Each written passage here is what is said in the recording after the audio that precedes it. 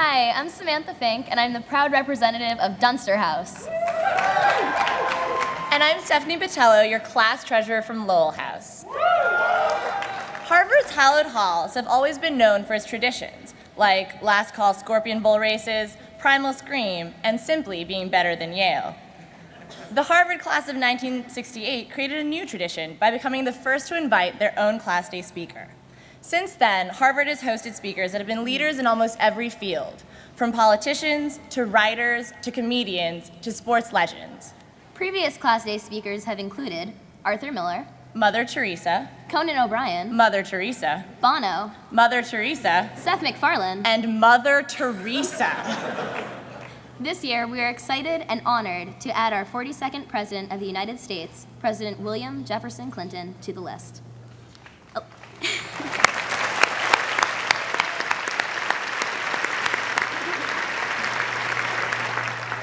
Elected to the presidency in 1992 and re-elected in 1996, President Clinton's administration was marked by unprecedented economic growth, welfare reform, and a federal budget surplus.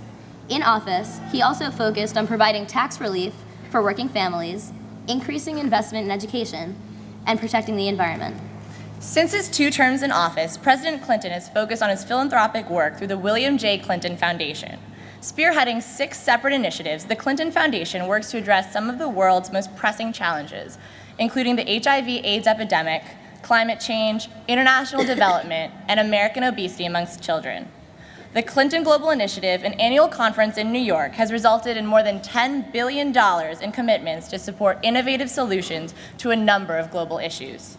President Clinton and tomorrow's commencement speaker, Bill Gates, have worked tirelessly to fight AIDS in the developing world. They appeared together at the 2005 Time Global Health Summit and traveled together to Africa last summer. The Clinton HIV/AIDS Initiative has expanded access to antiretroviral drugs for over 500,000 people in 62 developing countries.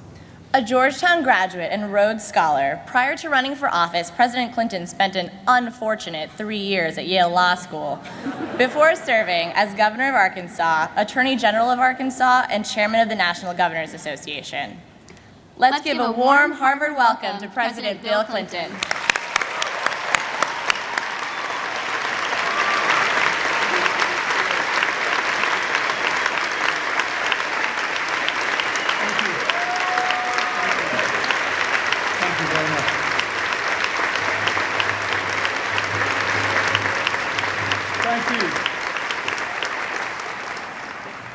Thank you very much, Samantha, Stephanie, Chris, all the marshals, all the student speakers.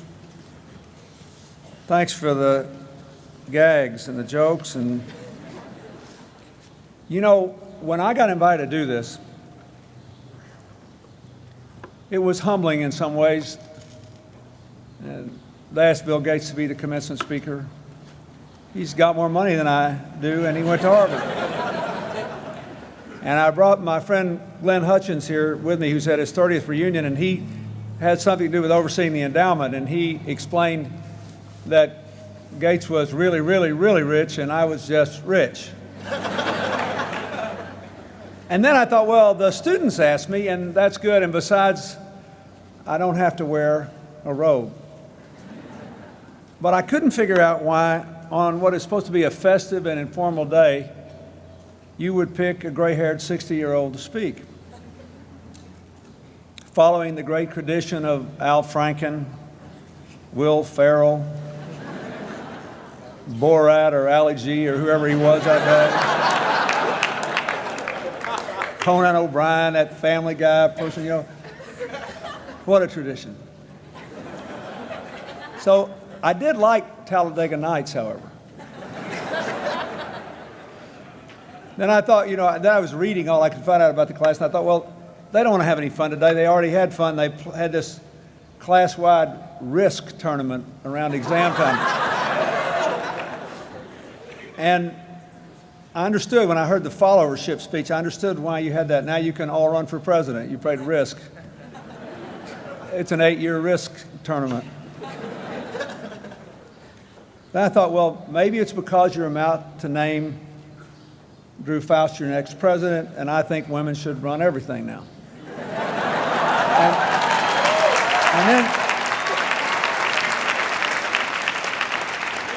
Then I figured maybe it was just because Robin Williams and Billy Crystal turned you down. But for whatever reason, we're here, and I have had a really good time. You've already heard most of what you need to hear today, I think. But I want to focus for a minute on the fact that these graduating classes since 1968 have invited a few non-comedians.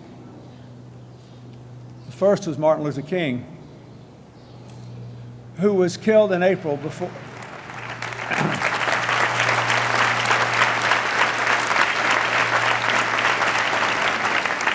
I remember that very well because it was my senior year at Georgetown. He was killed in April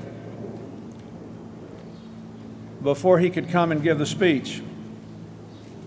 And Coretta came and gave the speech for him here. And you've had Mother Teresa and you've had Bono. What do they all have in common? They are symbols of our common humanity and a rebuke even to humorous cynicism. Martin Luther King basically said he lived the way he did because we were all caught in what he called an inescapable web of mutuality. Nelson Mandela, the world's greatest living example of that, I believe, comes from a tribe in South Africa, the Xhosa, who call it Ubuntu. In English, I am because you are. That led Mother Teresa from Albania to spend her life with the poorest people on earth in Calcutta. It led Bono from his rock stage to worry about innocent babies dying of AIDS and poor people with good minds who never got a chance to follow their dreams. This is a really fascinating time to be a college senior. I was looking at all of you wishing I could start over again and thinking, I'd let you be president if you'd let me be 21. I'd take a chance on making it all over again if I could do it again. But I mean, just think what an exciting time it is. All this explosion of knowledge. Just in the last couple of weeks before I came here, I read that thanks to the sequencing of the human genome, the ongoing research has identified 2 markers which seem to be high predictors of diabetes, which, as you heard, is a very important thing to me because it's now predicted that 1 in 3 children born in the United States in this decade will develop diabetes. We run the risk that we could be raising the first generation of kids to live shorter lives than their parents. Not because we're hungry, but because we don't eat the right things and we don't exercise. But this is a big deal. Then right after that, I saw that through our powerful telescopes, we have identified a planet orbiting one of the 100 stars closest to our solar system that appears to have the atmospheric conditions so similar to ours that life could actually be possible there. Alas, even though it's close to us in terms of the great universe, it's still 20 million light years away, unreachable in the lifetime of any young person. So unless there's a budding astrophysicist in the class that wants to get married in a hurry and then commit 3 generations and take another couple with him, we'll have to wait for them to come to us. It's an exciting time. It's also exciting because of all the diversity. If you look around this audience, I was thinking, I wonder how different this crowd would have looked if someone like me had been giving this speech 30 years ago. And how much more interesting it is for all of us. It's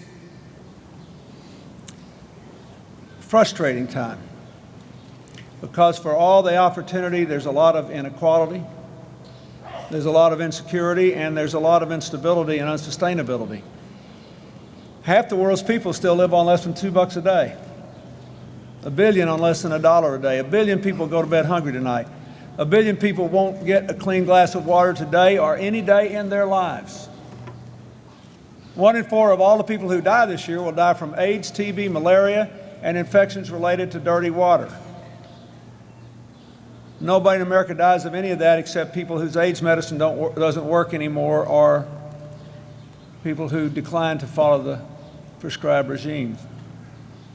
In the United States, in the last decade, we have had 6 years of economic growth, an all-time high in the stock market, a 40-year high in corporate profits. Workers are doing better every year with productivity, but median wages are stagnant. And there's actually been, in all this so-called recovery, a 4% increase in the percentage of people working full-time falling below the poverty line, and a 4% increase in the percentage of people working who, with their families, have lost their health insurance. It's an unequal time. It's an uncertain, insecure time because we're all vulnerable to terror, to weapons of mass destruction, to global pandemics like avian influenza. We all make fun of the modern media and culture all the time, but I thought it was interesting. In my little house in Chappaqua, where I stay home alone, rooting for the candidate, I watched the evening news in the last few months, and it's interesting. Somehow clawing its way through the stories of the latest crime endeavor in our neighborhood and whether Britney Spears' hair has grown out or not. I have learned that there were chickens in Romania, India, and Indonesia identified with avian influenza, and that every chicken within 3 square miles, those unfortunate ones, was eradicated. On the evening news, competing with Britney Spears in crime. Why? That's a good thing, because of the shared insecurity we feel. You all saw it this week in all the stories about the terrorist attack being thwarted in Kennedy Airport. I remember a few months ago, everybody I knew was shaking their head when we found out that there was a plot in London to put explosive chemicals in a baby bottle to make it look like formula to evade the airport inspections. And every time I asked somebody, I said, did you feel a chill go up and down your spine? They said, yeah, they did. Because they can imagine being on the airplane. Or in my case, I can imagine my daughter, who has to travel a lot on her job, being on the airplane. But here's what I want to tell you about that. The inequality is fixable, and the insecurity is manageable. We're going to really have to go some in the 21st century to see political violence claim as many innocent lives as it did in the 20th century. Keep in mind, you had, 12 million people killed in World War I, somewhere between 15 and 20 million in World War II, 6 million in the Holocaust, 6 million Jews, 3 million others, 20 million in the political purges in the former Soviet Union between the 2 world wars and one afterward, 2 million in Cambodia alone, millions in tribal wars in Africa, an untold but large number in the Chinese Cultural Revolution. I mean, we're going to have to really get after it if you expect your generation to claim as many innocents from political violence as was claimed in the 20th century. The difference is you think it could be you this time because of the interdependence of the world. So yes, it's insecure, but it's manageable. It's also an unsustainable world because of climate change, resource depletion, and the fact that between now and 2050, the world's supposed to grow from 6.5 to 9 billion people, with most of the growth in the countries least able to handle it under today's conditions, never mind those. That's all fixable too. So is climate change a problem? Is resource depletion a problem? Is poverty and the fact that 130 million kids never go to school and all this disease that I work on a problem? You bet. It is. But I believe the most important problem is the way people think about it and each other and themselves. The world is awash today in political, religious, almost psychological conflicts which require us to divide up and demonize people who aren't us. And every one of them, in one way or the other, is premised on a very simple idea, that our differences are more important than our common humanity. I would argue that Mother Teresa was asked here, Bono was asked here, and Martin Luther King was asked here because this class believed that they were people who thought our common humanity was more important than our differences. And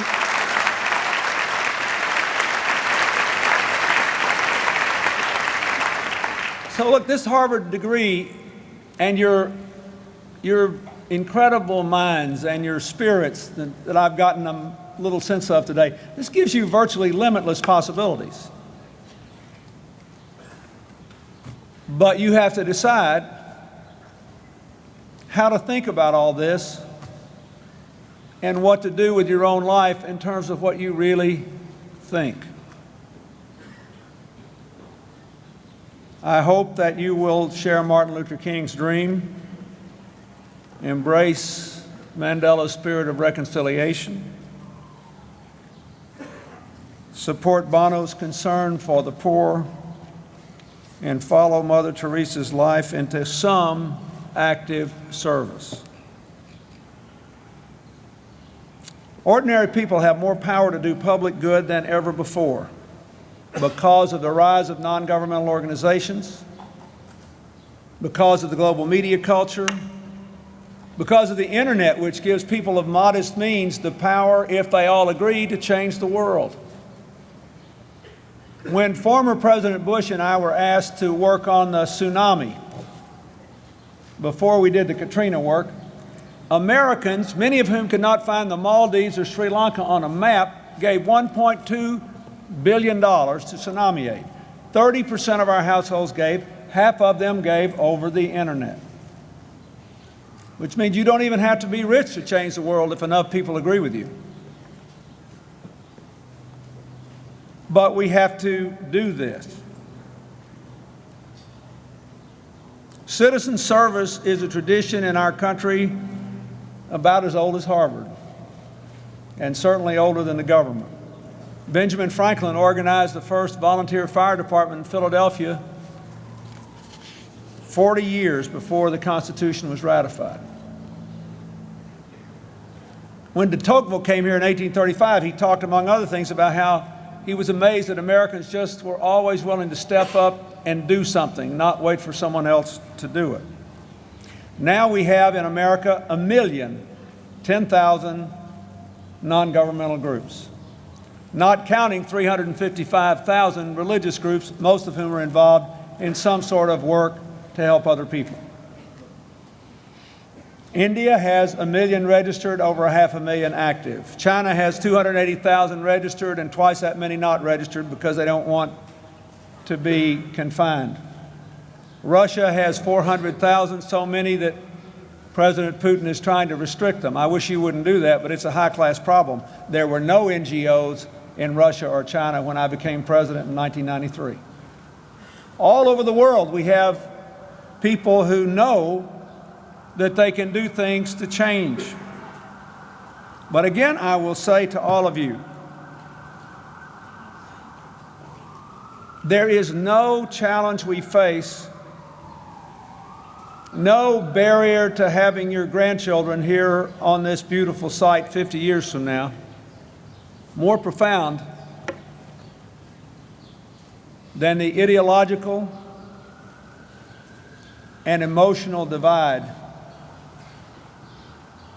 which continues to demean our common life and undermine our ability to solve our common problems.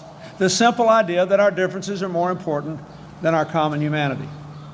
When the human genome was sequenced, and the most interesting thing to me as a non-scientist, we finished it my last year I was president, I really rode hard on this thing and kept throwing more money at it. The most interesting thing to me was the discovery that in this human beings with their 3 billion genomes are 99.9% identical genetically. So if you look around this vast crowd today at the military caps and the baseball caps and the cowboy hats and the turbans, If you look at all the different colors of skin, all the heights, all the widths, all the everything, it's all rooted in 0.1% of our genetic makeup. Don't you think it's interesting that not just people you find appalling, but all of the rest of us spend 90% of our lives thinking about that 0.1%? I mean, don't we all? How much of the laugh lines in the speeches were about that? At least I didn't go to Yale, right? That Brown gag was hilarious. Right? All those things. But it's all the same deal, isn't it? I mean, the intellectual premise is that the only thing that really matters about our lives are the distinctions we can draw. Indeed, one of the crassest elements of modern culture, all these sort of talk shows and even a lot of political journalism that sort of focus on this kind of shallow judgmentalism that try to define everybody down by the worst moment in their lives. And it all is about, well, no matter whatever's wrong with me, I'm not that. And yet, you ask Martin Luther King, Mother Teresa, and Bono to come here. Nelson Mandela is the most admired person in the world. I got tickled the other night. I wound up at a restaurant in New York with a bunch of friends of mine, and I looked over at 2 tables away, and there was Rush Limbaugh. And he said a few mad things about me. So I went up and shook hands with him and said hello and met his dinner guest.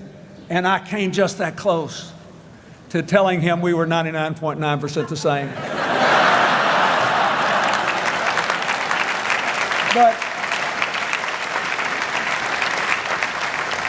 I didn't want to ruin the poor man's dessert, so I let it go.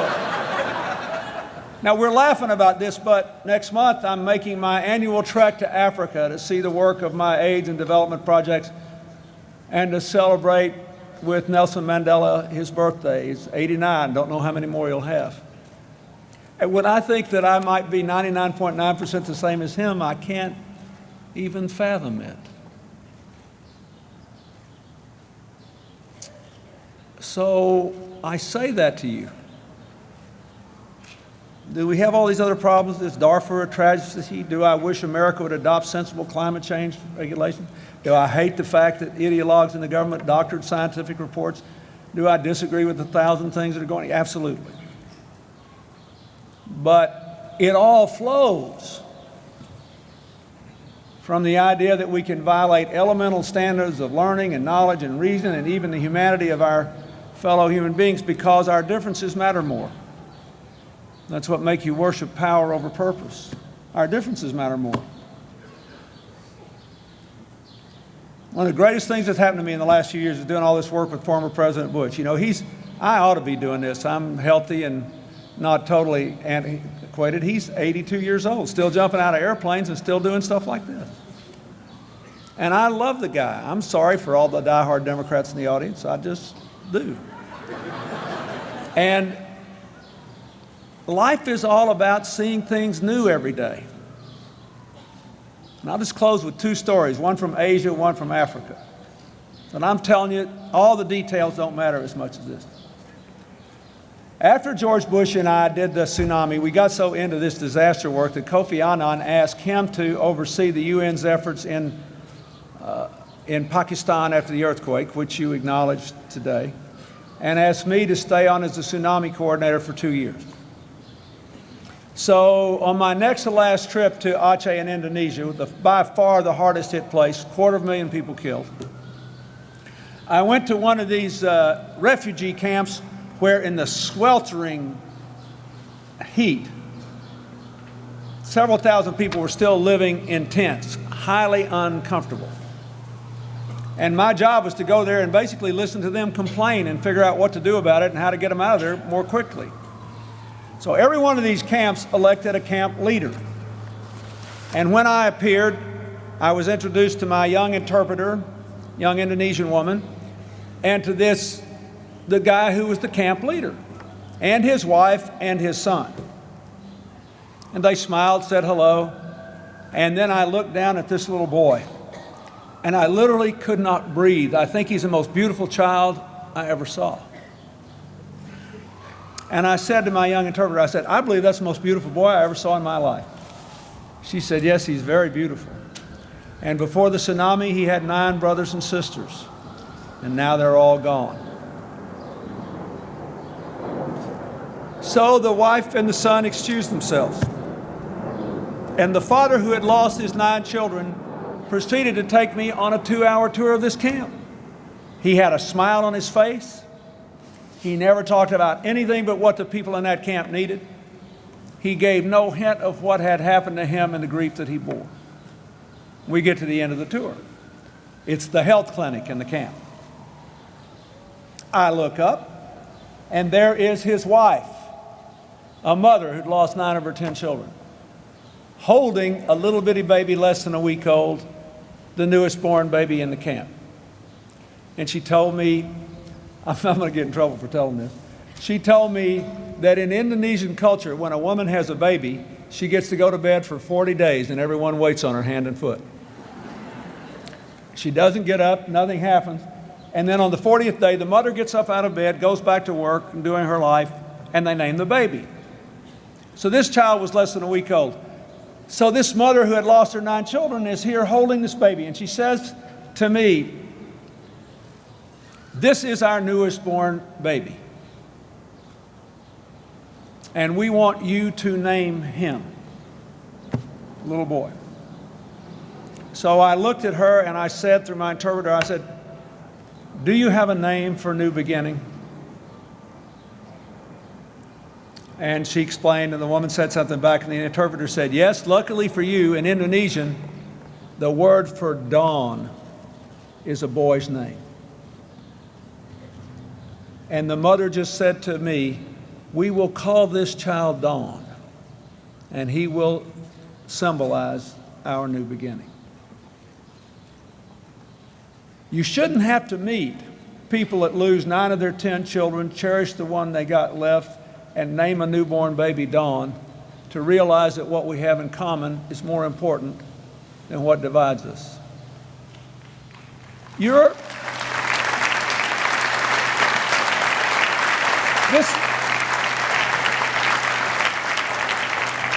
And I leave you with this thought.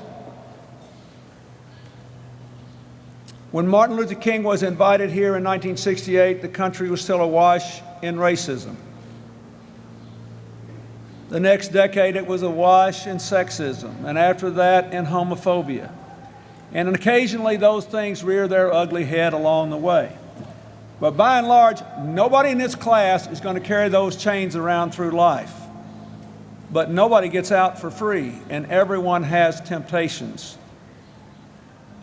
The great temptation for all of you is to believe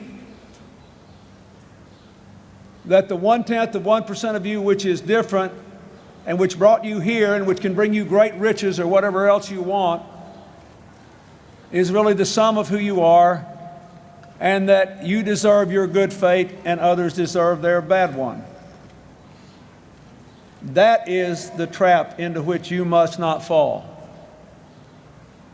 Warren Buffett's just about to give away 99% of his money because he said most of it he made because of where he was born and when he was born. It was a lucky accident. And his work was rewarded in this time and place more richly than the work of teachers and police officers and nurses and doctors and people who cared for those who deserved to be cared for. So he's just going to give it away. And still, with less than 1% left, have more than he could ever spend. Because he realizes that it wasn't all due to the 1/10 of 1%.